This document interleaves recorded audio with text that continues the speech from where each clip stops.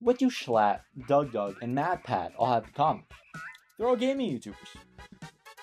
Gaming YouTubers that quit, but that's besides the point. Every gaming YouTuber, and even most YouTubers in general, probably have played a couple games in their life. But what is their most very favorite? Maybe it's the game they show off the most. Maybe it's the game that they keep hidden from their persona. Or maybe it's some crap you've never even heard of. So I'm going to figure out 10 YouTubers' favorite games and rate them. And then at the end, we're going to put them on a tier list. And let's get started with jschlatt. So jschlatt, he's a guy, a big one at that.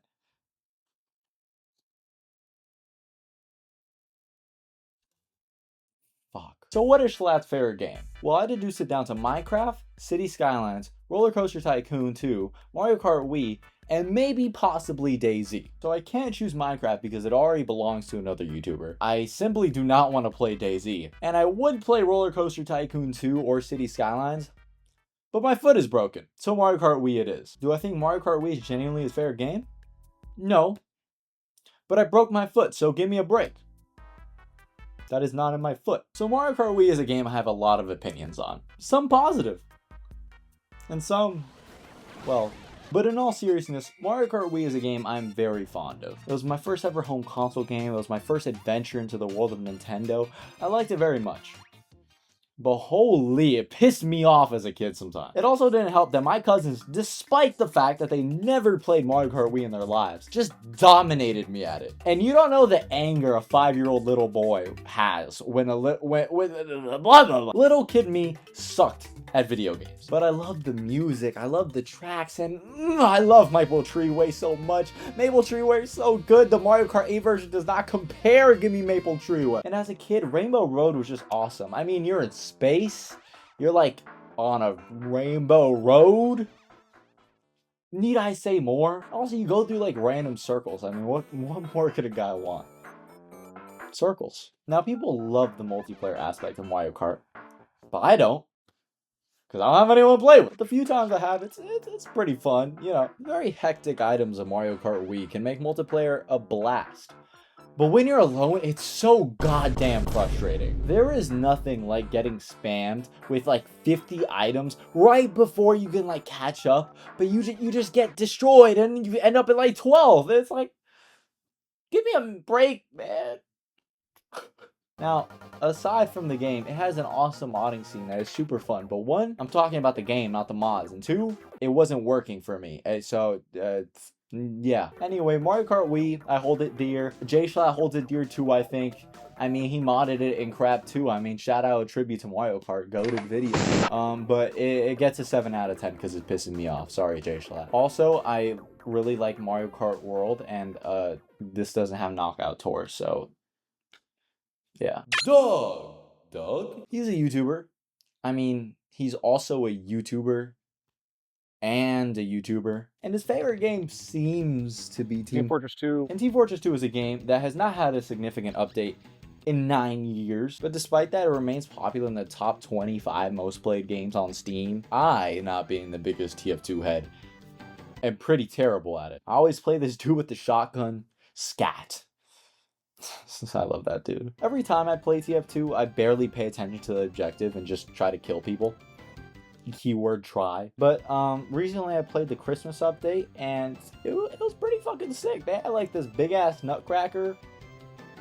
I mean, it's a nutcracker, man. Like, I don't know what to tell you. I don't have much to say about TF2. It's just, it's fun.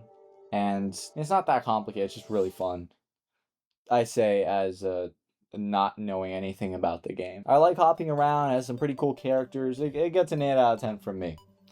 Also because my friend would murder me if I didn't. So also they should update it. But DougDoug, good taste. Good job. MatPat. So MatPat's favorite games seem to be Chrono Trigger and Earthbound. Now I hate RPGs. But Earthbound is a game that always interested me. Because, I mean, look, the soundtrack slaps. And I mean, like, come on. BK Fire! BK Fire!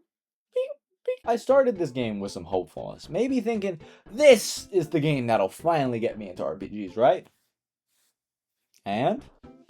It was not. Look, bro, I played some hours of the game. It's not like I immediately put it down, but I find the gameplay loop so boring. Like, it's just, you fight more people, I'm not that intrigued by the story and characters. They seem a little one-dimensional. Also, this game is 30 hours long, so like, I'm good. I've had to beat multiple games for this video, and I'm not justifying playing a 30-hour game when I don't even like it that much. And I tried to see what people liked about the games. Like, they said the story, the writing, the jokes. Now, some of the jokes were kind of funny. I'm not gonna lie, this guy got jokes. And the writing style I also kind of like. But I've said this before, and I'll say it again. If all your game has to offer is writing and story, why is it a game? Put in something else. Put a book, bro. A show. I don't know. Why does it need to be a game? What makes it so important that it's a game? Anyway, I'll give it a 3 out of 10 because the music slaps. The game is very pretty. And the writing is pretty funny, but I hate the gameplay. So, MatPat, you're cool, but don't like your taste. Scott the Woz. So Scott Wozniak the Woz. He said on multiple occasions that his favorite game is Super Mario Galaxy! Really? The Italian in space? It's a, pretty good game. Had my childhood crush, so I get some points for that. Now, what does Super Mario Galaxy have that makes it special? That made Scott the Wozniak Woz love it so much? Well, despite the fact he was 10 years old when it released, nostalgia. Did I do it right? Mario Galaxy has a certain cinematic twang that sets it apart from the other Marios. I mean, this shit got letterboxing, man. Letterboxing! And Dutch angles! Another thing that Galaxy has that sets it from its predecessors is, say it with me now, linearity. You didn't say it, did you? You fucking linear. Now, Mario 64, it was a game with not that many levels, but oh so many objectives. A little too many if you ask me. And that's because of its freeform nature. You can just explore stuff and not care about where you end up. This is the first star you're supposed to get, but I do it anyway. Fuck, wait. Fuck. Okay, are you fucking kidding me? Same thing with Sunshine. Except with that one, I don't like it as much because I don't know where to go. I get lost. The Galaxy, and especially the games that come after, make you go in a much straighter line. Yeah, that's right. Mario got homophobic. And in some ways it can be really cool and it can really turn up the cinematic nature as they know exactly where you're going. At the very least though, I don't gotta deal with this fucking level. I hate this shit. Mario Galaxy is a very fun game though. I mean, the bosses can be quite a treat to fight. I mean, look at this dude Bowser. Look at this Dino Piranha. Look at this dude Bowser again. Also, for some reason, I find these Switch things so satisfying. I see these in my dreams. The 3D World version better though. Also, I both hate and love these ocean things. I mean, like, they're very pretty, but I hate when I fall off them. Also, I like the flying thing. Anyway, Mario Galaxy gets a 7 out of 10. Don't hate me, please, Scott the Woz. Please don't kill me. I like the color blue. Pannella! This is my friend, by the way. Please hate him.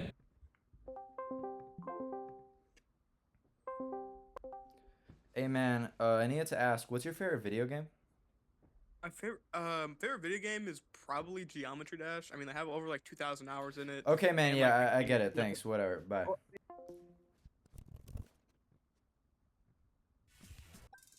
Fuck, 2 out of 10. Alpharad! Alpharad's favorite game, based on this tier list, and this aptly titled YouTube video, is Neon White.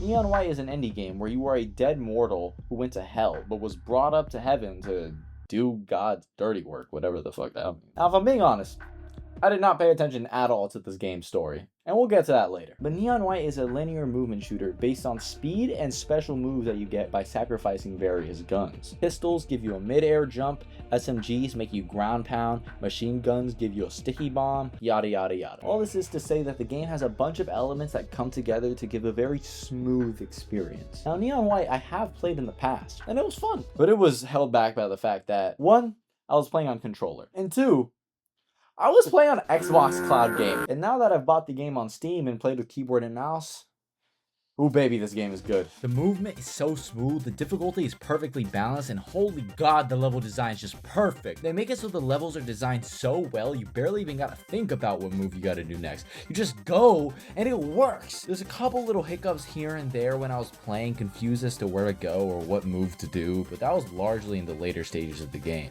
And I bet some of that was intentional, just to make it a little bit harder. Now, Neon White is incredibly satisfying to play and just get through.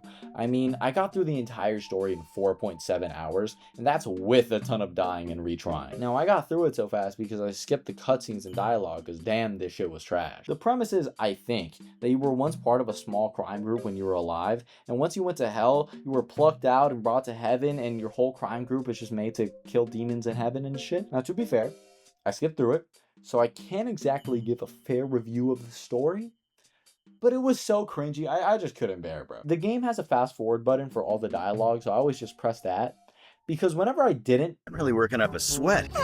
Me too. You're so lucky you don't have big boobs. Do you think I don't have things that sweat? Like, bro, what?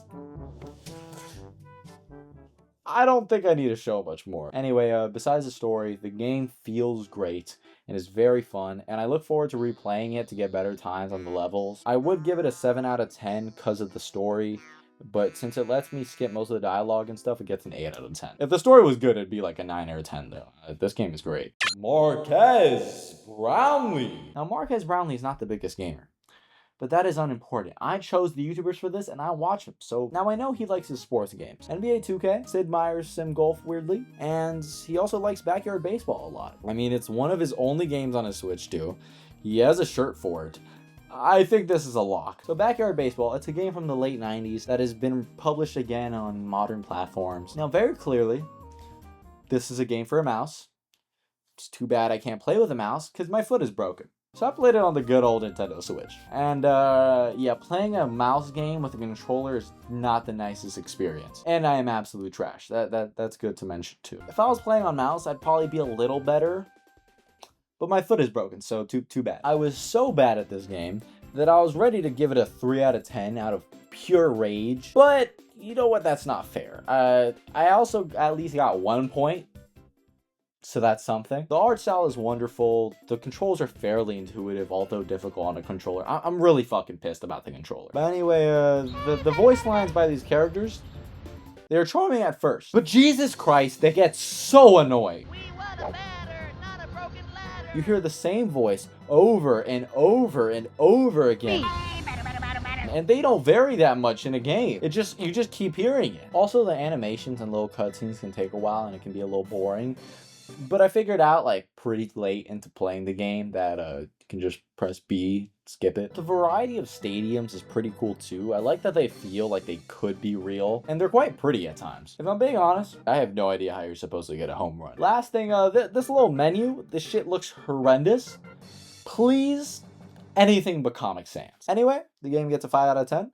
Probably would be higher if I played on PC, but broken foot. Charming game, Marques, though I want to see her win-loss ratio. FUNKe. E. What the fuck? Why is there an E? So FUNKe's favorite game is TF2 Titanfall 2, of course. Now, Titanfall 2 is similar to Neon White in a lot of ways. They're both fast-paced movement shooters. They're both relatively short. They're both... Okay, it was kind of just the movement shooter part, but I do really like both games. Titanfall 2 is a game hell-bent on movement and while shooting. Honestly, the nitty-gritty doesn't matter all that much. Just remember you're fighting evil people, and there's obviously no nuance at all, so feel free to kill everyone you want. It's a different movement style than Neon White, but still just great. While I was playing it, the movement reminded me a lot of playing as Scout from TF2. I mean, fuck. TF2 is Titanfall 2. But besides the movement, while I was playing, I was like, wow, this really feels like Portal 2. Just the environments, the lighting, the movement, the feel. And whoop-de-doo was made in the Source engine. The very same engine for Team Fortress 2 and Portal 2, so wouldn't you know it? One thing I love about the game is that it doesn't just force you to mow down all the enemies. Sometimes it does. But a lot of the time, you just gotta get past them to get somewhere, or to unlock something.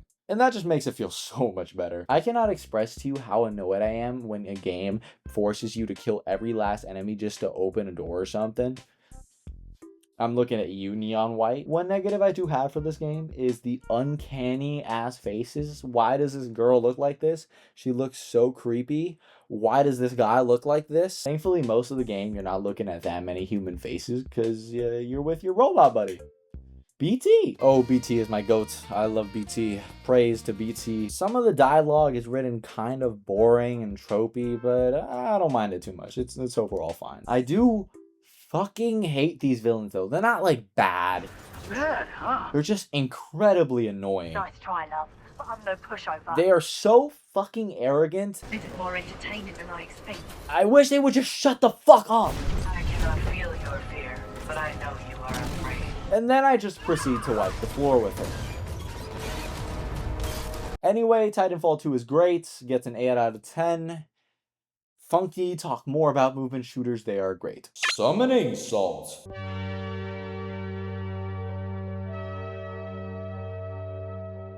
Summoning Salt is a video essayist mainly covering the topic of speedrunning, and is a speedrunner himself, mainly for the game Punch-Out. In fact, he holds most of the main record categories for the game. So what do I think of Punch-Out?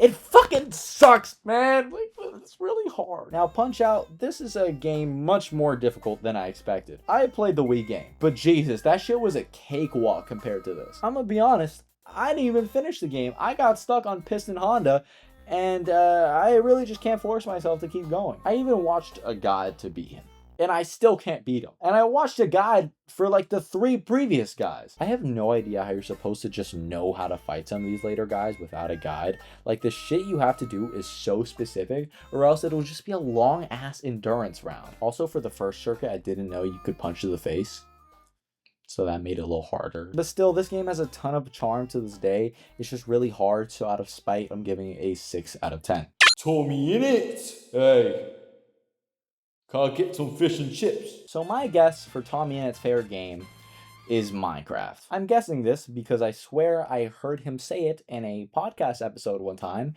even though I can find no evidence of it. Fight me, Tommyinnit. If you disagree, fight me. Give me a little though, because again, my foot is broken. So Minecraft is a difficult game to rate for me. It is dear to my childhood. It is easily my most played game, and I could spend hours talking about it. In addition, the game is entirely what you make of it. You practically create what you want to do, especially after a certain point. Yes, there are objectives set up. Yes, there is bosses. Yes, there is an end, literally. But Minecraft isn't really about that stuff. It's about what you want to do. Do you want to fight scary shit? Do you want to build a really cool structure? Do you want to build some weird machinery? You can do all of that. Or you could do none of it. The only thing limiting your Minecraft experience is your creativity, your grit, and how much you're willing to put up with some absolute bullshit. But Minecraft does have actual fucking issues that piss me off. First, we're going to talk about how there's 2 separate versions, each shitty in their own way. Java Edition is horribly fucking optimized, a pain in the ass to set up multiplayer if you don't want to pay for Minecraft Realms, and kept fucking stuttering every time I recorded in OBS. So fuck you, Minecraft Java Edition and Bedrock Edition. Oh, I fucking hate Bedrock Edition. Not only does Bedrock Edition bug out constantly, have microtransactions pushed when you launch the game, it's the only version of the game that works with the fucking vibrant visuals. And even with all the optimization from being on C++, it still cannot run smoothly on my fucking PS5. The block game with some extra shadows can't run on the $550 machine. So thanks, Minecraft, really. You've given me some of my greatest gaming experiences. You're probably my favorite game of all time, but holy fuck, you piss me off. So you're getting an 8. Actually, no. You're getting a 7 out of 10 because I'm old man yelling at cloud and I don't understand any of this new shit. Like, what's leaf litter, bro? What the fuck is leaf litter? It looks like shit on the ground. What is this? I do like copper armor though in the tools. That's pretty nice. And that's my tier list. As you can see, no game went in S tier. Do better, y'all. And my favorite game got B tier. Anyways, thank you for watching. Feel free to, you know, hit the little red, fuck, it's not red anymore.